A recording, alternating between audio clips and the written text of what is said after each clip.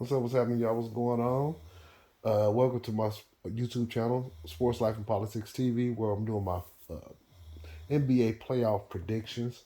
And this will be the third game of the day. It'll be a 3 o'clock Pacific tip off. It'll be a 6 o'clock Eastern tip off. And we have the Toronto Raptors versus the Philadelphia 76ers.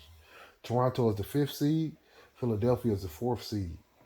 They're both pretty much healthy teams coming into the game.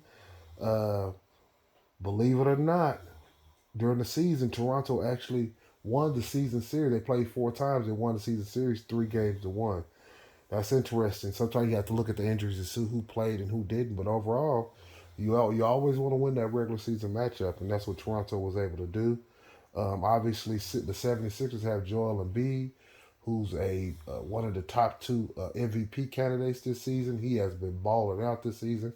He stayed pretty much healthy, which is something he's had a lot of trouble doing this season, which is staying healthy.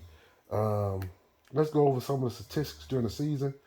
The Toronto Raptors averaged 20 points a game. I mean, they was 20th in scoring, averaging 109 points a game. Philadelphia was 18th in scoring, averaging 109 point differential. Toronto was 12th at 2.3. 76ers was 10th at 2.6. Assists per game. Toronto was ranked 29th in the NBA at 22. Philadelphia is ranked 22nd with 23.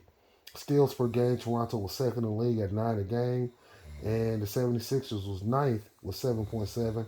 Blocks per game, Toronto was 17th in the NBA at 4.6.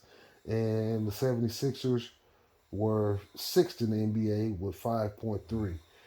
Rebounds per game, Toronto was 10th at 45.3 rebounds per game, and the 76ers was 29th at 42.3, which is a little surprising because the 76ers, you think with Joel Embiid, they would be a little bit better rebounding team, but actually they were not. Not a real good rebounding team.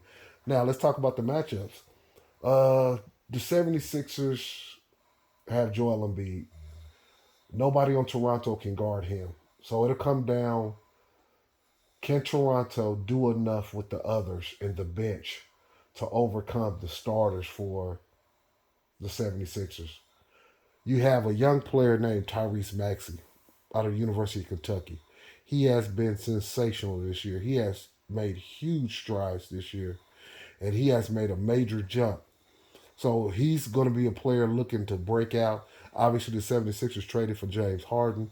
James Harden has been pretty much up and down. I made a video on this about Doc Rivers, and Doc Rivers called out James Harden. So I'm a little weary about the 76ers. I think the 76ers can make it out of this round, but it's going to be tough. It really is just going to be a hard fought series. But I think in the end, Joel Embiid will be a little bit too much. Toronto is a team that kind of overachieved to me. And coming into the season, I thought maybe they would make the playoffs, maybe an eighth seed, maybe a seventh, but an eighth seed. But they ended up making it to a fifth seed. So Toronto, they have great team chemistry. They play well as a team. They move the ball. They obviously, they do a lot of things well. They actually a really long team. They have a lot of long, versatile players. Fred Van Fleet, he's been fantastic this year. Um, Siakam, he's been playing well.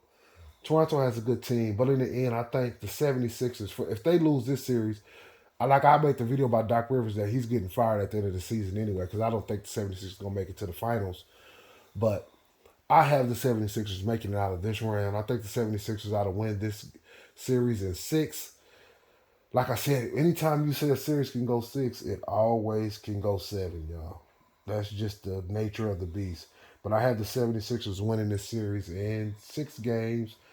I have Joel Embiid actually completely dominating. And you have James Harden. This is big for. And this is another thing. This is really big for James Harden. James Harden has, he has, what they would say is choked in several playoff series. James Harden one of the people who plays his way into shape, and he feels like he can do that because he's not a jumper. He's not a person who's using a bunch of athleticism.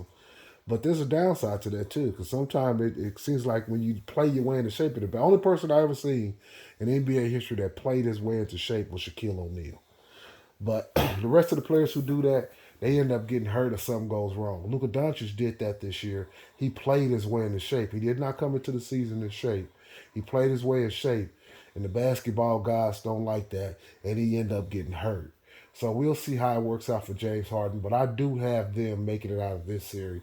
Toronto, I feel like just need one more. If they had a Kawhi type player, there's no way the 76ers can beat them. But they don't.